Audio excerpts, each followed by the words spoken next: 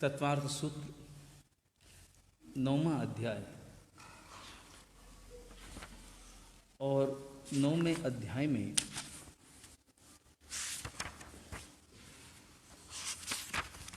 गुप्ती समिति इनकी विवेचना हुई और अब धर्म का वर्णन। छठा सूत्र। उत्तमः क्षमा मार्दवार्जव शौच सत्य संयम तपस त्यागा किंचन्य ब्रह्मचर्याणि धर्म। धर्म किसे कहा? शास्त्रों में दो प्रकार का धर्म कहा गया है, एक साधु धर्म और एक गृहस्थ धर्म।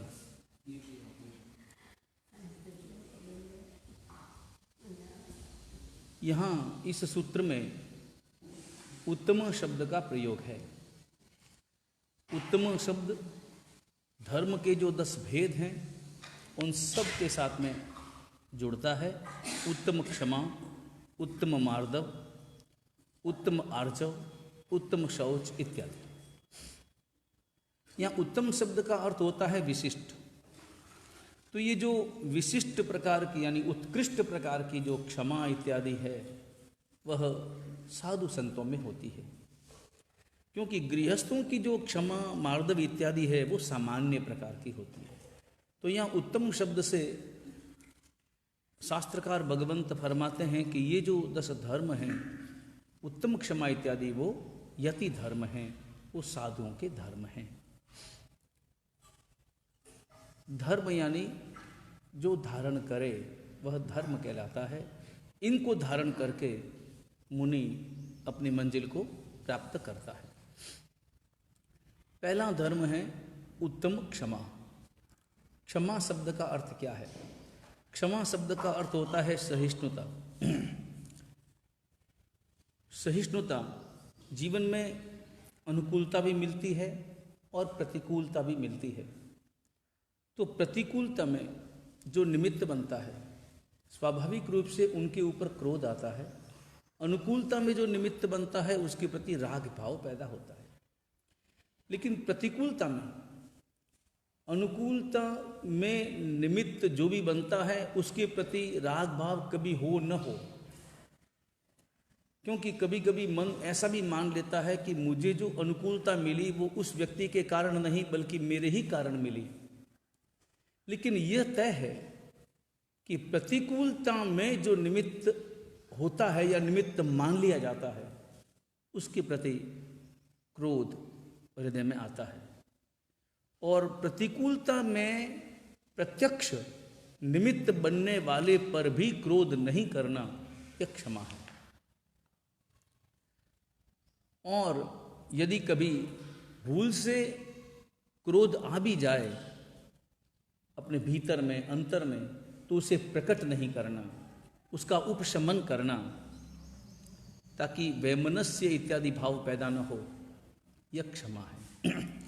क्षमा के 2 भेद हैं, क्षमा याचना और क्षमापना।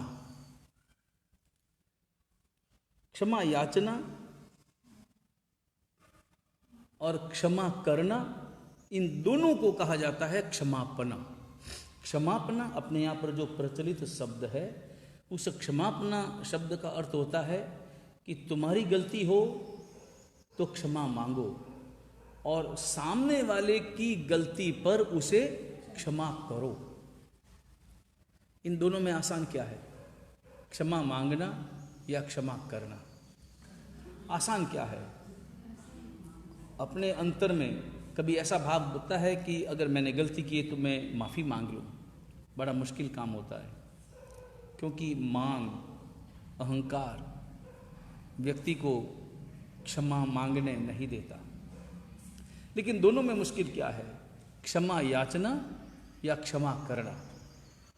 तो गहराई से विचार करेंगे तो क्षमा याचना आसान है, क्षमा करना बहुत मुश्किल है।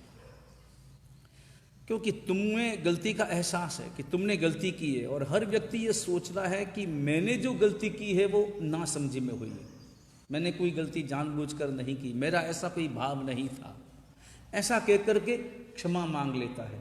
लेकिन सामने वाला अगर नाम समझी में भी गलती करता है तो उस गलती का परिणाम चूंकि उसे भुगतना होता है तो वह इतना आवेश में आता है कि क्षमा कर पाना उसके लिए बड़ा मुश्किल काम होता है। लेकिन यहाँ क्षमा वो है, उत्तम क्षमा वो है कि गलती करने पर तुरंत क्षमा याचना और किसी और की गलती होने पर बिना मांगे ही क्षमा करना। मांगने पर क्षमा करना वो सामान्य बात, बिना मांगे। इसका अर्थ ये हुआ कि सामने वाले ने गलती की है ऐसा एहसास ही नहीं होना अपने अंतर में, अपने अंतर को ऐसा मजबूत करना कि किसी की गलती की अनुभूति उसके अंतर में पैदा ही न हो, या पता भी चले कि उसने गलती की है तब भी वह उसकी उपेक्षा करे, और उपेक्षा भी सहज परिणाम से करे।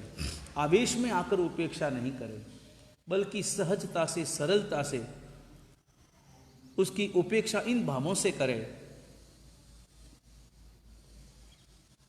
कि उसकी कोई नासमझी होगी, गलतफहमी होगी, इस कारण उससे ऐसा हो गया होगा। ऐसा विचार करके सामने वाले की गलती पर उसे गलत न समझना और हृदय से उस गलती को हटा देना, निकाल देना, वही उत्तम क्षमा है। क्षमा के 5 प्रकार शास्त्रकार भगवंत फरमाते हैं: उपकार क्षमा, अपकार क्षमा, विपाक क्षमा, वचन क्षमा और धर्म क्षमा। ये क्षमा के भेद हैं।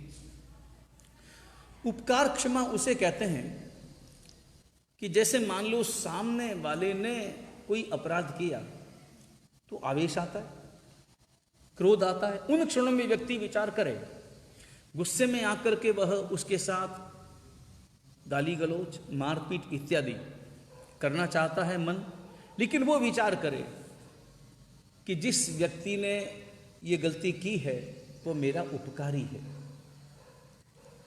और चूंकि उपकारी है तो इसके जो दुर्वचन हैं वो अगर मैंने सहन नहीं किए तो फिर बाद में ये उपकार नहीं करेगा। व्यापारिक क्षेत्र में, सामाजिक क्षेत्र में इस प्रकार का विचार करके उसके कटु वचनों को सहन करना, वो क्षमा, उपकार क्षमा है। अथवा जिस व्यक्ति से उसका भला होने वाला हो,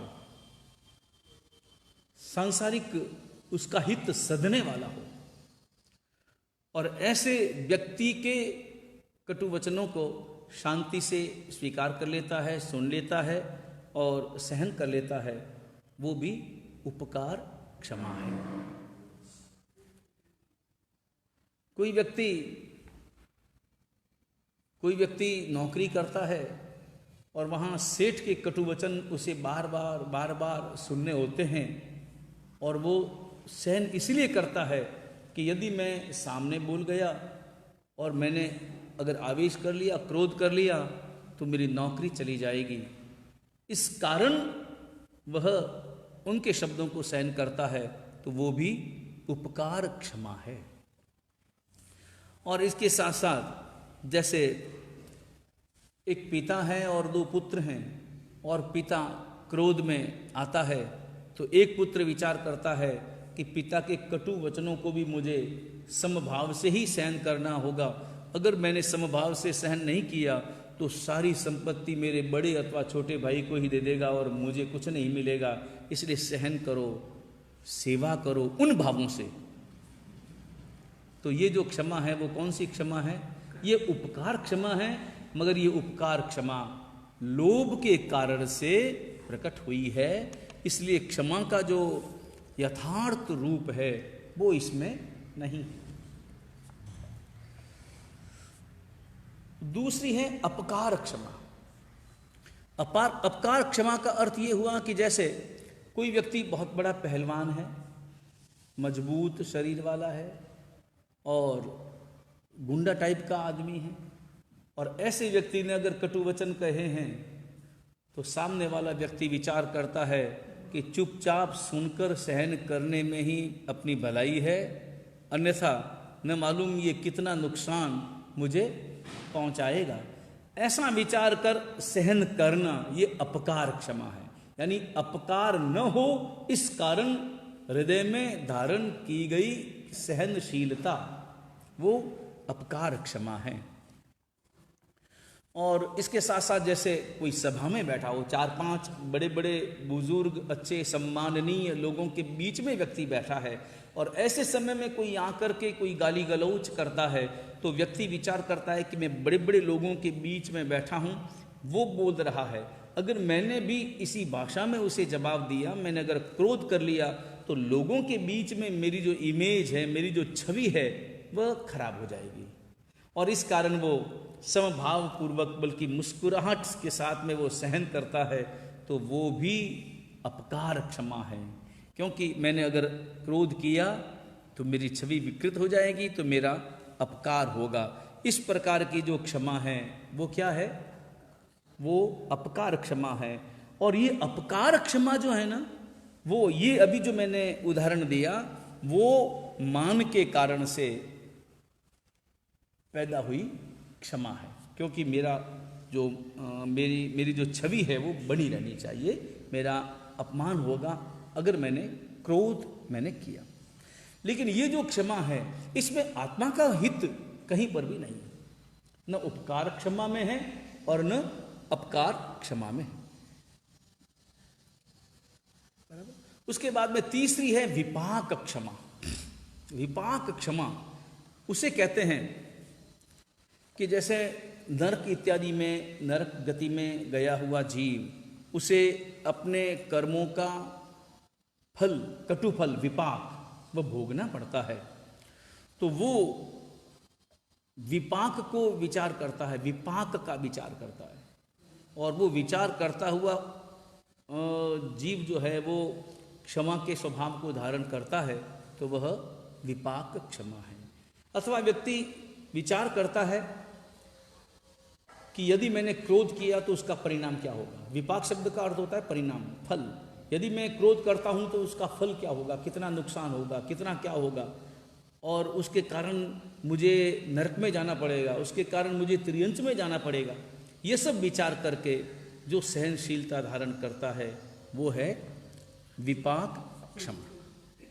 ये अपने आप में विपाक क्षमा जो है वो भी अपने आप में बहुत ही अच्छी है, अच्छी क्षमा है, क्योंकि उसमें कर्मों के परिणाम पर व्यक्ति की निगाहें हैं, नजर है। तीसरी है वचन क्षमा। वचन क्षमा का अर्थ होता है वीतराग परमात्मा के वचन, उनका स्मरण करके, भाई परमात्मा ने क्षमा का आदेश दिया है, क्षमा करने का विधान किया है, तो उनके वचनों का स्मरण करके वह जो क्षमा करता है, क्षमा अपने हृदय में रखता है, धारण करता है, विपरीत परिस्थितियों में प्रतिकूलता प्राप्त होने पर भी वह सहनशील बनता है, वह क्षमा कैसी क्षमा है? वचन क्षमा है। तो कितनी क्षमा होगी? उपकार, अपकार, विपाक और वचन। और उसके बाद में पांचवी क्षमा है धर्म क्षमा। धर्म क्षमा का अर्थ होता है स्वाभाविक क्षमा। धर्म यानी वस्तु में रहा हुआ उसका अपना जो गुण समूह है वो धर्म कहलाता है। जैसे पानी है तो शीतलता उसका धर्म है, अग्नि है तो उष्णता उसका धर्म है। ऐसे ही क्षमा आत्मा का धर्म है। तो स्वाभाविक है, पानी में ठंडक बाहर से लानी नहीं पड़ती, गर्म करने के लिए, पानी को गर्म करने के लिए प्रयत्न करना होता है, ठंडा करने के लिए छोड़ दो। गर्म करने के जो निमित्त थे, पानी के गर्म होने के जो निमित्त थे, उन निमित्तों से उसे अलग कर दो, अपने आप पानी अपने मूल स्वभाव में आ जाएगा। तो ठीक उसी प्रकार अपनी आत्मा का जो मूल स्वभाव है, सहज स्वभाव, वो क्षमा है। तो स्वाभाविक रूप से जो क्षमा है, जैसे चंदन को कितना भी घिसो, चंदन को किसी भी छुरे से उसे नुकसान पहुंचाओ, तब भी चंदन हमेशा शीतलता ही देगा, सुगंध ही देगा। चंदन हमेशा सुगंध ही देगा। ठीक उसी प्रकार जीव के साथ, व्यक्ति के साथ कैसा भी व्यवहार हो, लेकिन स्वाभाविक क्षमा, सहज क्षमा, उसका स्वभाव ही वैसा बन गया है। वो जो क्षमा है वह सबसे उत्तम क्षमा यानी धर्म क्षमा है। ऐसे ही कोई भी मुनि भगवंत हों, उपकार करो, उन्हें कोई अच्छी गोचरी बहराए तब भी उनके हृदय में क्षमा है, और कोई कटु वचनों से उनकी निंदा करे, उनका अपमान करे, तब भी उनके अंतर में वैसे ही क्षमा विराजित है। इसलिए श्रमण भगवंत सहनशील होते हैं। वे कभी भी आवेश में, आवेग में नहीं आते। कभी आवेश आता भी है छद्मस्त अवस्था होने के कारण से, और कषाय ग्रस्त होने के कारण से, और प्रमत्त अवस्था होने के कारण से कभी कषाय आता भी है, तो अंतर में आता है, प्रकट नहीं होने देते, और अंतर ही अंतर आए हुए कषाय को अपने ही शुभ विचारों के द्वारा, विपाक इत्यादि का विचार करके, स्वभाव इत्यादि का विचार करके उसे उसका उपशमन कर लेते हैं।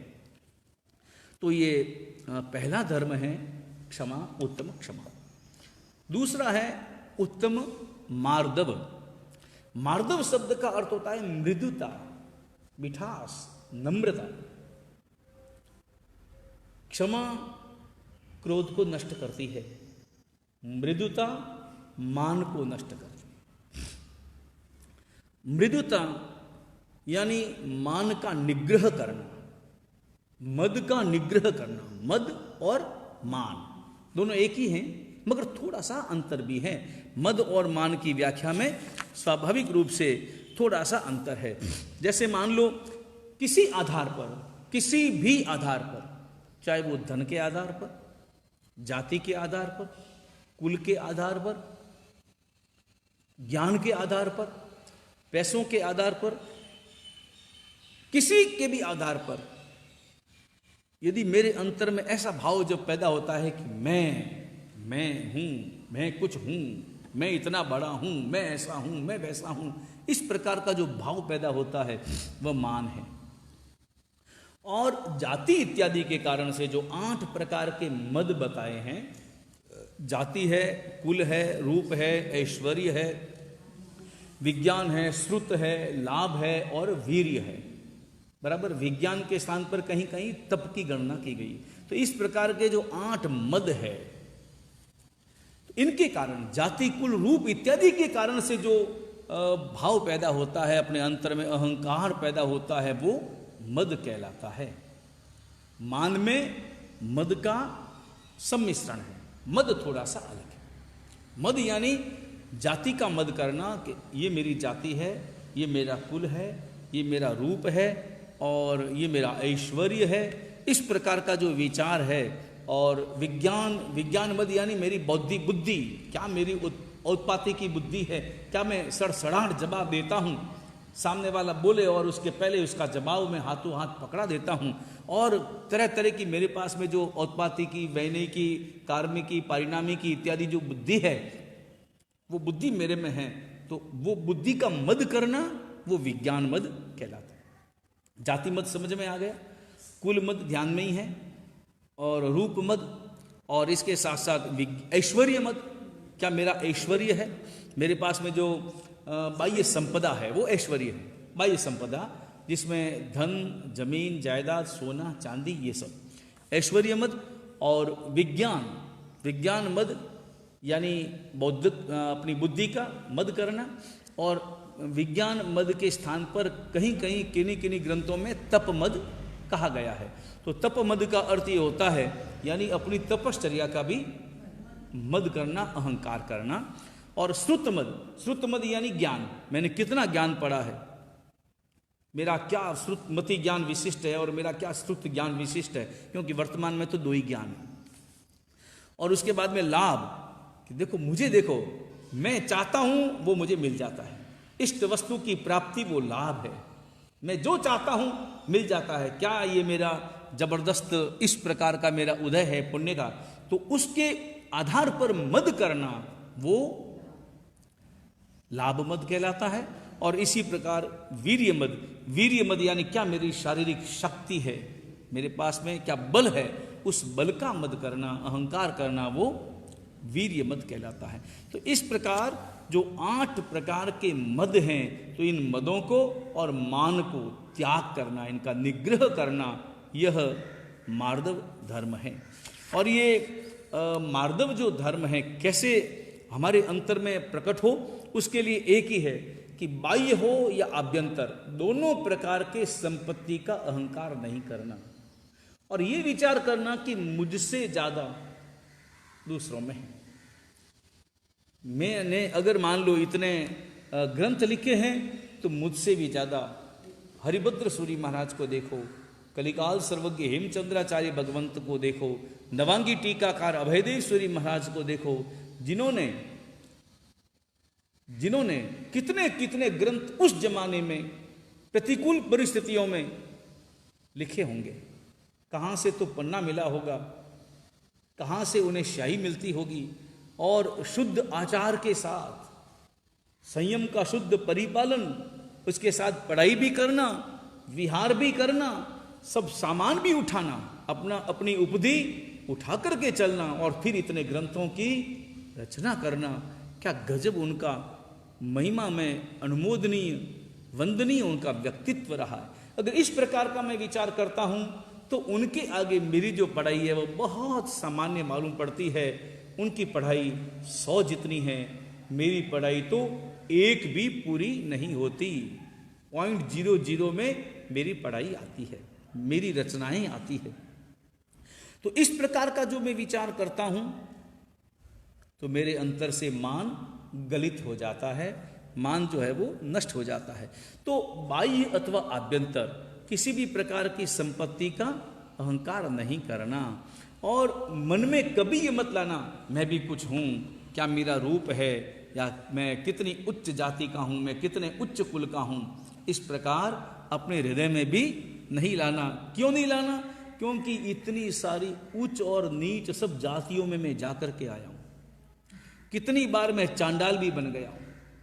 आज भले मैं इस उत्तम कुल में और उत्तम जाति में उपस्थित हुआ हूं। मद करना अलग चीज है और गौरव करना अलग चीज है। मद में और गौरव में अंतर है। मद अहंकार है, और गौरव जब मैं करता हूं, मुझे गौरव है कि मैंने जैन कुल में जन्म लिया है, तो ये गौरव तुम्हें प्रेरणा देता है। अहंकार फुल स्टॉप। अहंकार का अर्थ होता है फुल स्टॉप, हो गया, बस हो गया। और गौरव तुम्हारे अंतर में प्रेरणा देता है कि तुम जैन कुल के हो और ऐसा कर रहे हो। वो प्रेरणा देता है, वो तुम्हें जागृत करता है। इसलिए गौरव का अनुभव करना मद का नहीं, अहंकार का नहीं, बराबर। और अपने से जो भी बड़े हैं उनका विनय करना। विनय से मान गलित हो जाता है। कैसे? क्योंकि मान का पहला ही काम है, मान हुआ, मान आया कि नम्रता गई, मान आया कि विनय गया। और अहंकारी आदमी विनय भी करता है ना, अहंकार से भरा हुआ व्यक्ति विनय भी करता है तो दिखावटी, उसका विनय भी केवल दिखावा है। इसलिए अपने से जो भी बड़े हैं उनका विनय करना, उनके चरणों का स्पर्श करना, चरण रज माथे पे लगाना। हालांकि आजकल तो बड़ों को जो वंदनाएं होती है वो वंदना भी घुटनों तक रह जाती है, चरणों तक पहुंच ही नहीं पाती, बराबर। अपने से नहीं, अपने साधु संतों की बात नहीं, जनरल हाँ आम लोगों में कभी देखना, जो एक पुत्र है अपने माता पिता का चरण स्पर्श करता है, बड़ों का चरण स्पर्श करता है, बस हो गया, थोड़ी सी झुक गए, काम पूरा हुआ। लेकिन हकीकत में चरणों का स्पर्श करना ही विनय नहीं है। चरणों का स्पर्श करके उन अंगुलियों के द्वारा चरणों में रखी हुई पड़ी हुई चरण रज को लेकर, अंगुलियों के माध्यम से लेकर अपनी ललाट पर लगाना, वो चरण स्पर्श करना है। बड़ों के प्रति, जो भी बड़े हैं उनके प्रति भक्ति भाव, बहुमान का भाव और छोटों के प्रति वात्सल्य भाव रखना। इसलिए अपने अतिचार में कहा गया है कि बड़ा प्रति पसाऊ करी, लौड़ा प्रत्यय इचकार इत्यादि विनय साचव्यो नहीं। बड़ों के प्रति इचकार विनय पूर्वक और छोटों के प्रति वात्सल्य भाव, उसमें भी इचकार इत्यादि के द्वारा अगर आपने वात्सल्य भाव नहीं रखा है, वो भी विनय है। बड़ों का ही विनय नहीं होता, छोटों का भी विनय करना होता है। बड़ों का विनय बहुमान के साथ में है, छोटों का विनय वात्सल्य के साथ में। अगर आप वात्सल्य नहीं रखते हैं छोटों के प्रति, तो इसका अर्थ यही है कि आपने अभी तक मार्दव गुण अभी तक समझा ही नहीं है, बराबर। और इसके साथ इन और छोटों के प्रति वात्सल्य भाव रखना, ये सब मार्दव गुण की अभिव्यक्ति है, मार्दव धर्म की अभिव्यक्ति है। लेकिन अपने से बड़ों के साथ में उनके सामने बोलना, उनके प्रति उद्दत व्यवहार करना और स्व प्रशंसा में रहना और पर निंदा में रहना, ये दोनों ही मान को पुष्ट करते हैं। स्व प्रशंसा और पर निंदा।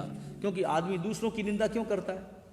निंदा करता ही इसलिए है कि वो बुरा है, मैं अच्छा हूं, ये बताने के लिए। मैं अच्छा हूं डायरेक्ट नहीं बताता, तुम बुरे हो, इसका अर्थ यही है कि मैं अच्छा हूं। तो मैं अच्छा हूं, मैं महान हूं, ये बताने के लिए पर निंदा करता है। तो ये पर निंदा करना और स्व प्रशंसा करना, यह मान का पोषक है, बराबर।